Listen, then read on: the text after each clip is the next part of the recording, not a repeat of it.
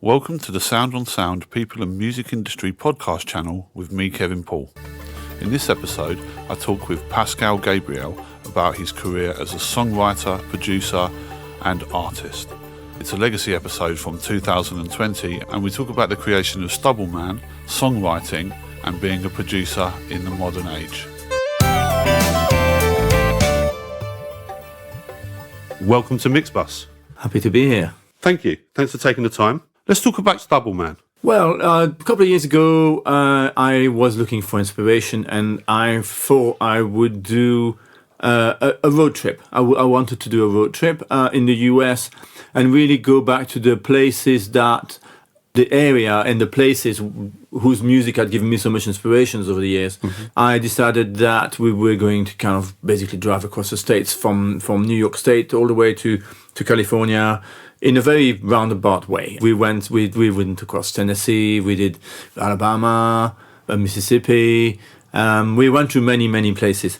And as I always do when I travel, I took a little MacBook, a keyboard, and just jotted down some ideas. Right. I also did a lot of field recordings. I always do a lot of field recordings when I travel anyway.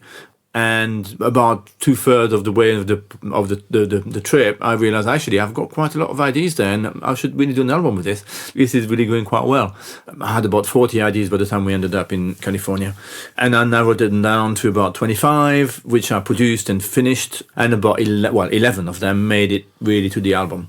I've got another couple of pieces that I'll put out as freebies after the album's released. Sure. 11 tracks really that were really worth it. And so I finished them off. They're completely instrumental tracks, using a lot of the field recordings that I used recorded on the trip. It was an interesting thing because I realized actually if I mixed the field recordings with the music from where it was created, it really gave it a bit of extra depth. You know, it was very interesting. Like, for instance, when I did A Party Wolf, which was recorded in New Orleans, I mixed the kind of water sounds we were by the river. Yeah. And I mixed the water sounds with the piano and tuned them to the piano. And suddenly I had this kind of weird underwater piano sound, which really made it kind of more poignant and suitable for the piece of music. So it was interesting. It was a project I've always wanted to do. I mean, I've always wanted to do an instrumental album ever since I started making music. Right, okay. And because I was quite good, I guess, at making pop music, I never had the time, you know. And as I get older, I just think I've got to take 2 years off and do this. And so that's kind of what I'm doing. Fantastic. Basically, and I listened to the album quite a lot, actually. Thank you very much. And it sounds lovely. Thank you very much. I mean, the soundscape and the bass. The bass is one of the things that I really love on the record. It's so big and warm. Thank you. And I was speaking with Gareth Jones as well. Yeah, he mixed it with me, yeah. Yeah, and I was telling him about that, and he was like, "Oh, I'm very pleased to hear that."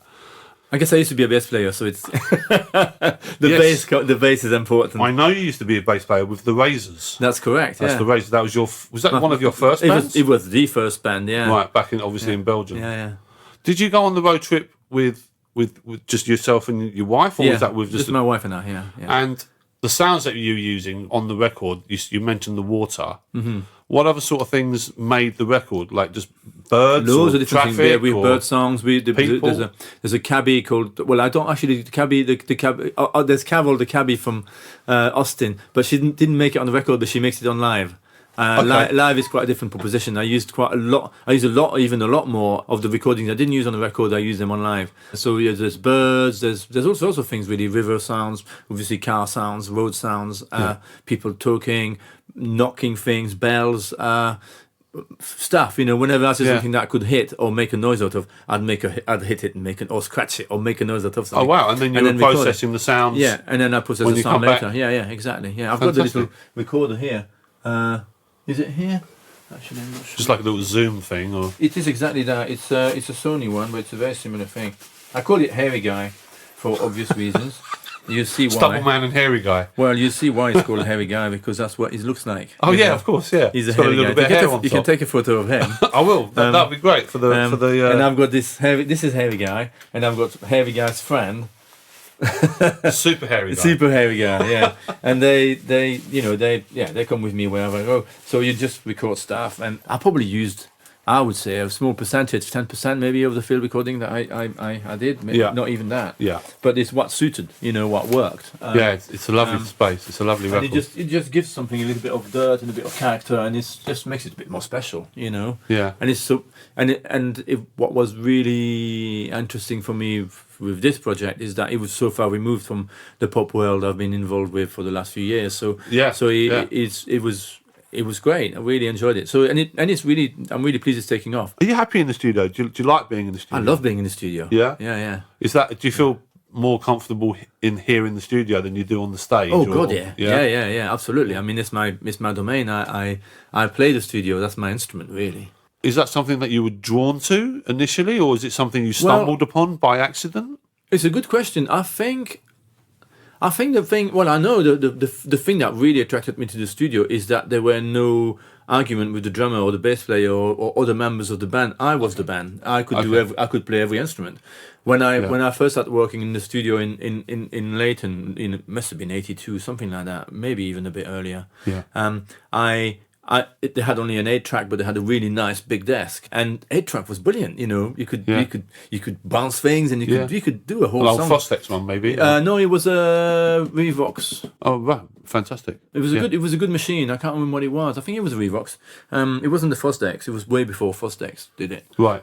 It was great, and I really loved the fact that if I wanted this drum part, I had the drum part. I'd record it out. The 808 had just come up, and so you could program things on the 808, and you could then and then the bell delay sampler thing came out, so you could lock the old bell delay, you could lock real snares sounds into it and triggered by the 808, whatever, and I spent all night after sessions just doing my own music, and that was really great. I mean, I loved that much more than being in bands. Yeah. I mean, it's not that I don't like working with people. I love working with people, but I suppose that's probably why I naturally progressed towards being a producer. Yeah. I kind of like to guide things my way to where I think the completion should be. If you're in a democratic band as such, often people want to go left, right, and center and backwards, and it's very hard for a project to drive a project towards the same direction.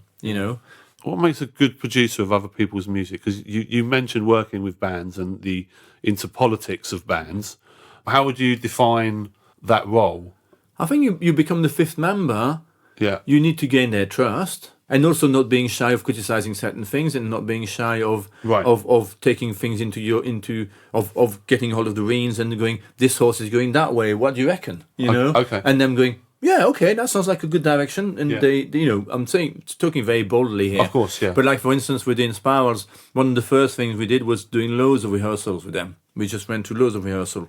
And in the rehearsal room, I had a drumstick and a blackboard where I'll have sections of the song, like intro, verse, chorus, second verse, and so on. And the structure. The arrangement, And they, at times, they had, not particularly them, but other bands as well, have very long intro, very big middle eight that just comes in far too late in the song, all that sort of stuff. And so I would just basically, as they run through the track, I'd kind of go chorus. So they'd be in the middle of the verse, like for conducting, them. Pointing at the board, going, okay, chorus here. Chorus here. Yeah. Now the middle eight. And they'd be in the middle of the verse, But it would just you would get the structure that flows in an interesting way. Yeah. And make the song much more exciting. Yeah. Like, for instance, I can't remember which song, but there was a song that we did that they had a middle eight that went on for like 72 bars, and I said, that's no good. and we couldn't quite work out where the chord progression would fit for the chorus coming out of the middle eight. So we just run to the middle eight, and I just did it instinctively. I went, woof, and suddenly it worked, and it was all good. Fantastic. Yeah. And so you kind of work it out that way also, Sure.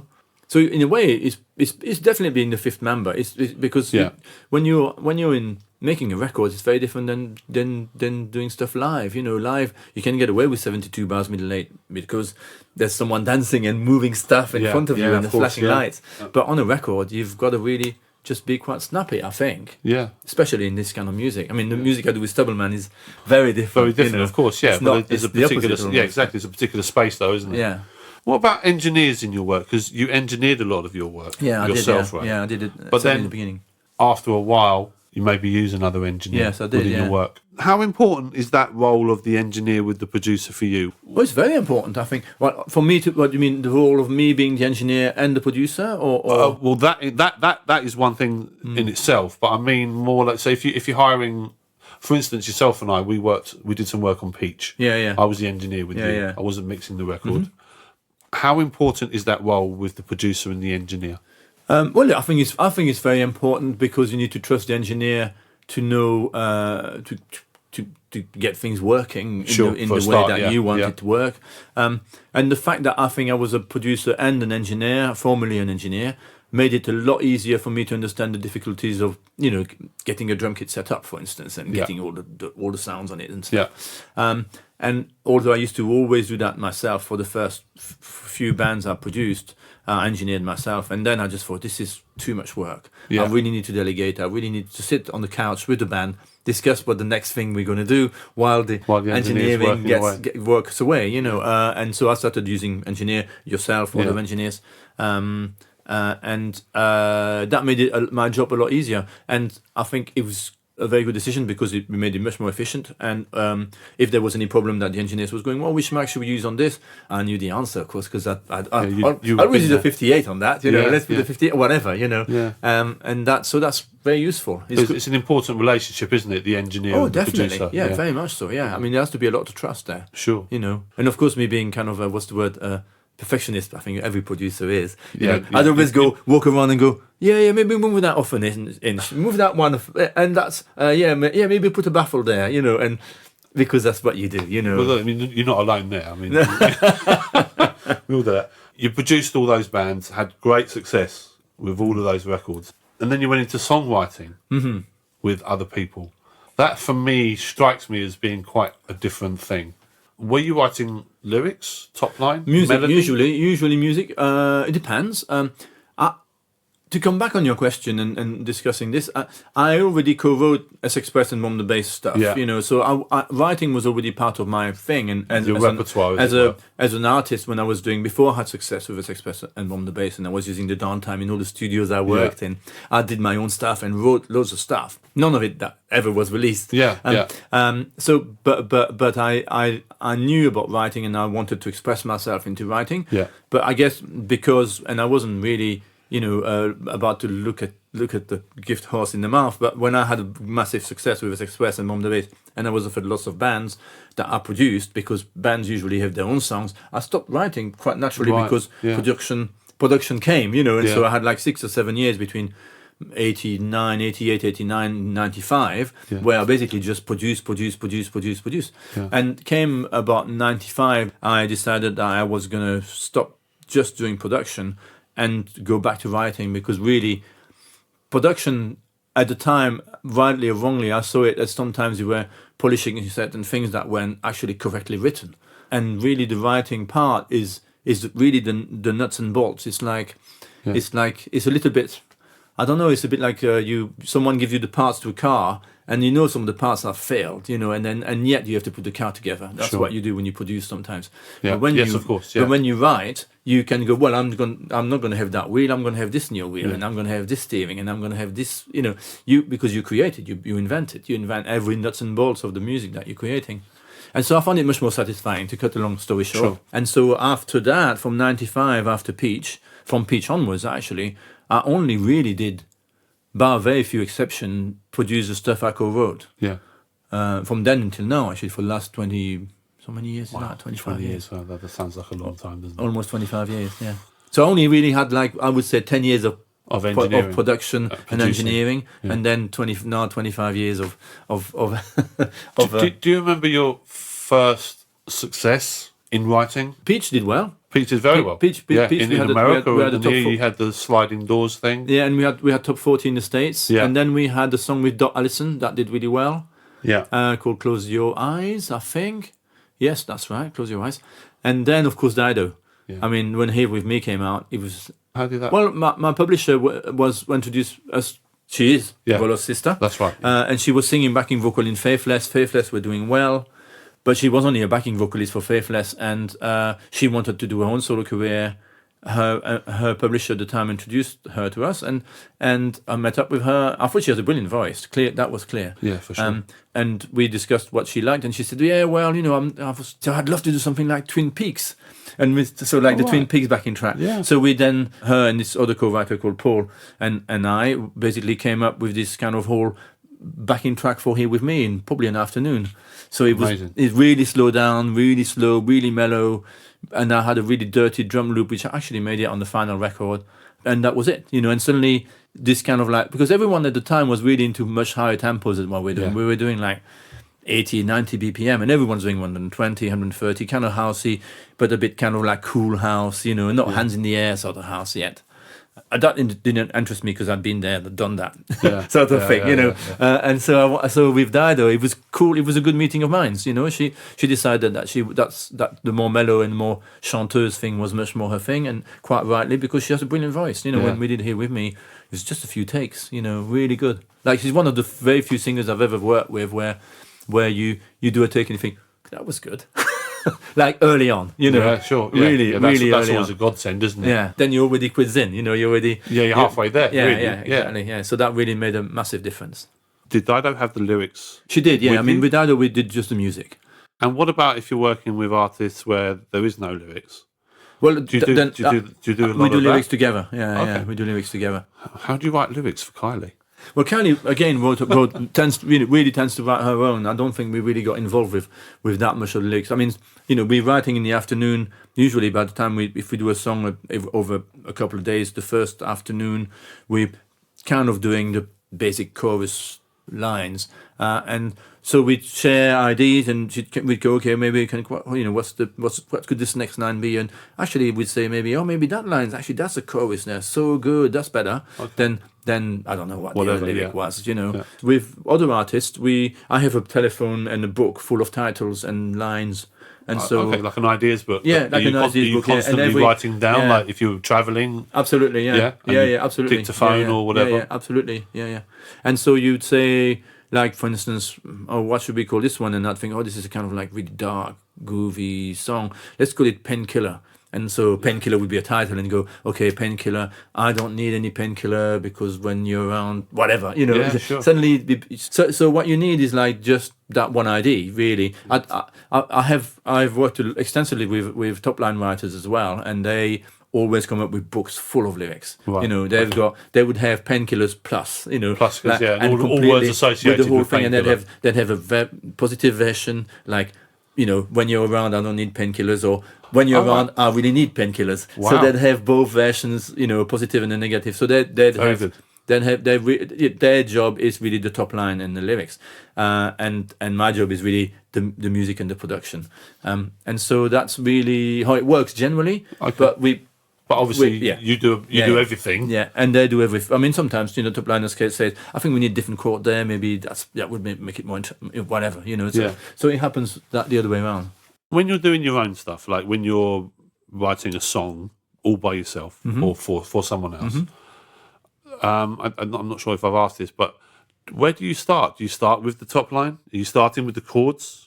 Depends. Is it just whatever takes you? Have you got a groove going on the computer? Sometimes both, all those things. I mean, sometimes I sit on the Wurlitzer or the piano and I think, this is nice, this is moody.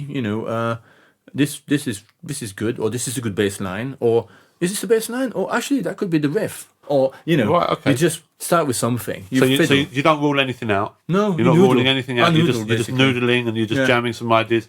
Do you come into the studio with the focus of finishing something, or starting something, or do you set yourself an agenda? Depends on the day. Depends what's required. I mean, if I've got say today is Monday, and on Wednesday I've got Kylie and the top line writer coming in, or someone else coming in, vocalist type person coming in, I'll just get a couple of ideas for them. Sure. And before that we'll have Matt anyway, and I'll know what they expect. So I'll do something in a kind of alternative rock if that's what they do, or something mellow if that's what they do. But I always try to kind of take them a little bit out of their comfort zone as well, because I think that makes things a bit more exciting.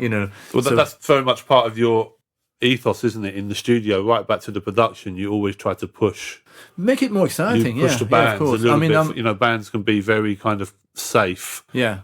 they feel very happy where they're comfortable. And I noticed from your production work that you always try to push them. Yeah, it depends on the band, of course, but generally I think it makes it more fun and more exciting for everyone if you go explore a bit unknown territory. Yeah. You know, Well, good I mean, things for come me out. as well as Yeah. for them. You know, Yeah. and that's true of band artists, co-writers, anything like that. You know, Yeah. I mean, when you've had sometimes you have artists that come in and they say, oh, we can't write anything negative. You know, we can't have don't, we can't have no, we can't have not, we can't have... And I just go... They, no. they actually say that? Yeah, and I just say, look, this is silly. You know, this is really silly because I don't like reggae. You know, I love it. It's a great record. You know, brilliant. But you can't say that's what if they said I just love reggae, that would have been a really boring record. Yeah, you sure. know? So it doesn't, you can't, you know, sometimes people come up with stuff like that and you think, don't give yourself barriers before you've written a note. Okay, you know, that's good advice. No barriers, you know, No barriers. just go for it. No, don't go, well, we have to have this minute. You might have something that you don't really love this minute, but you might navigate you towards something that's really brilliant and really unusual and you don't even expect. Yeah. That's my view, I think. That's your view, yeah. What makes a good lyric? Metering is important. The metering of the lyric is metering? important. Yeah. Okay. The way the metering is important. I think it's important to have a metering where the syllable and the vowel fall in the right place. Okay, so you talk about the phrasing, the timing of the lyrics. The phrasing is really the important. melody, the rhythm of the lyric. The rhythm of the lyrics, yeah. And if it's misphrased, I think it sounds a bit weird and odd. I think that's skewed and very important. Yeah. Of course, what makes a good lyric is what it says. You know, what the message is. You know. Do you like your? So I mean, is it fair to say maybe that if you're doing a sad song, you try and make it really sad? Sure. Or if you're doing a happy song, are you looking for those extreme emotions in your music making? In the music, yeah, maybe. I mean, I don't know. I mean, Here With Me, for instance, is not a sad song, but it has a quite sad progression. Yeah. And it is. Yeah. But it's really about longing for someone, you know. And that's right. I mean, isn't that what half of pop songs are? You know. Probably more than You half. know. Probably more. Longing for someone, longing for something. Yeah. Not being able to get something you want. Yeah. You know, that's kind true. of, or someone you want. You know, that's kind of what pop is about. Yeah. You know. So let's just talk a little bit about people wanting to get into the industry, and maybe if you can shed some advice for writers or want to be producers. What sort of advice would you give in terms of starting your career, learning to write songs? Because I think maybe you have to learn to write songs. It's not something... Some people are very talented at it, but some people have to learn the craft. And it's the same with production. Have you got any sort of advice for people trying to get into the industry about the creative process? And Apart from don't. apart from that... Okay, well, that's a valid one. No. I'm joking. I'm being facetious. Well, I think you've got to be prepared to work way harder than in any other job. Yeah. Because it's very competitive and you know, you will have many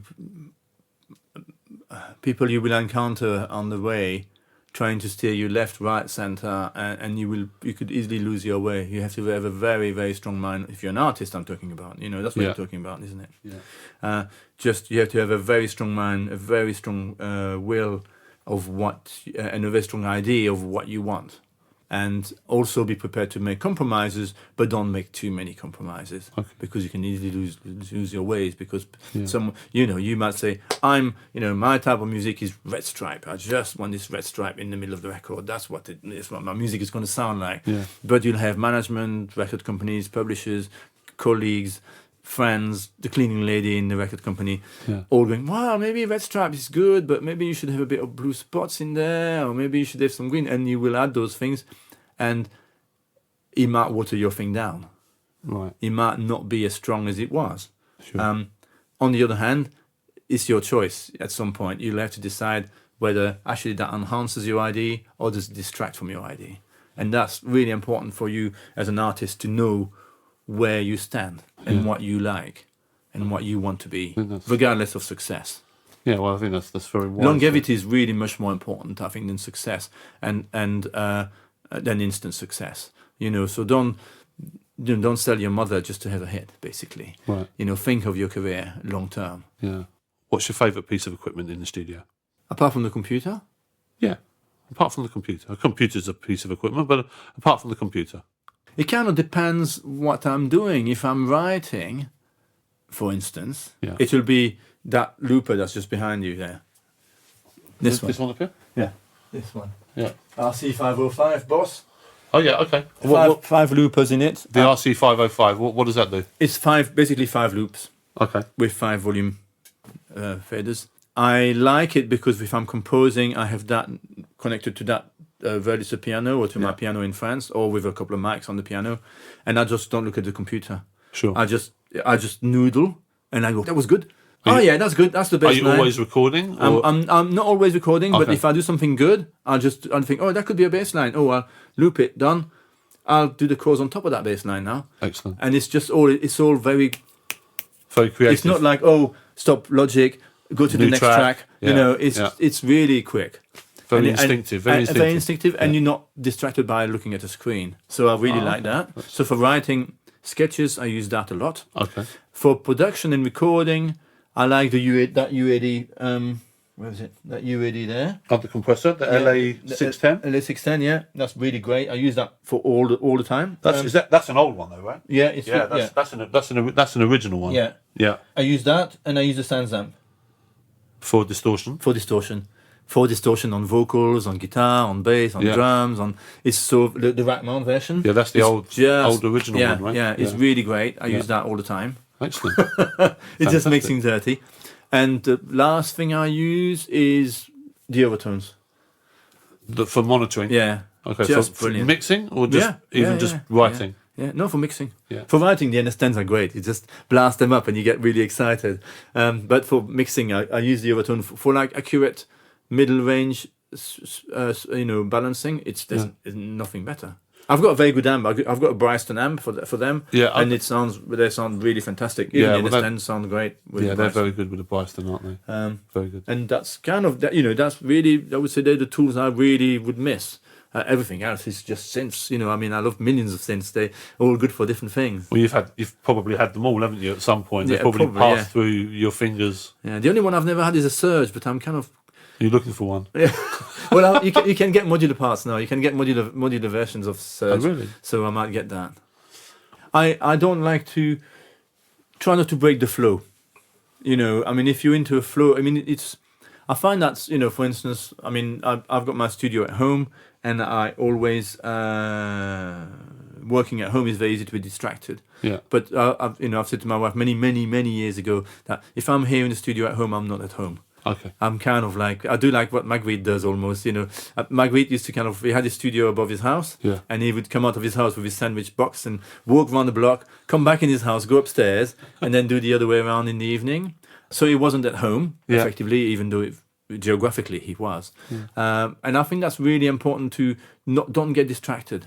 That's one thing I really loved about having my second studio in the south of France, and when artists come and work there, they're so much more productive because they have no distraction, no managers booking them a meeting in the morning, people popping in, all that stuff. They're just there to relax and write tunes, and it's worth its weight in gold. I think that is, especially in big cities, there's always distractions for artists. They come in and the manager will call them and say, "Can you do this photo shoot? Can you do that? Can you?"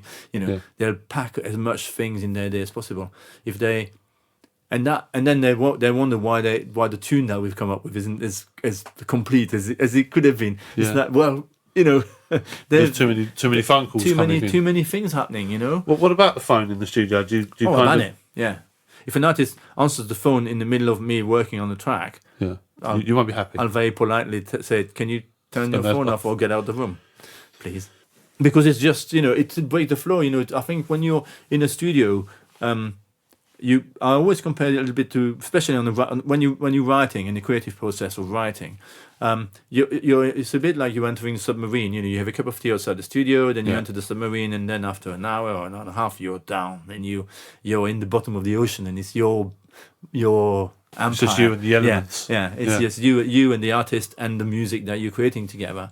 And suddenly the phone rings and manager says, "Oh, you won't guess what happened." It's like, that's it. You're back on surface again. You know, sure. And that's really no good. You know, so I kind of tend to say 5 hours, phone off. You know, if possible. Thank you very much for spending a short time with me. It's been great to see you after all these years, and thanks very much for coming on the Mixbus. My pleasure. Thank you for listening, and be sure to check out the show notes page for this episode, where you'll find further information along with web links and details of all our other episodes.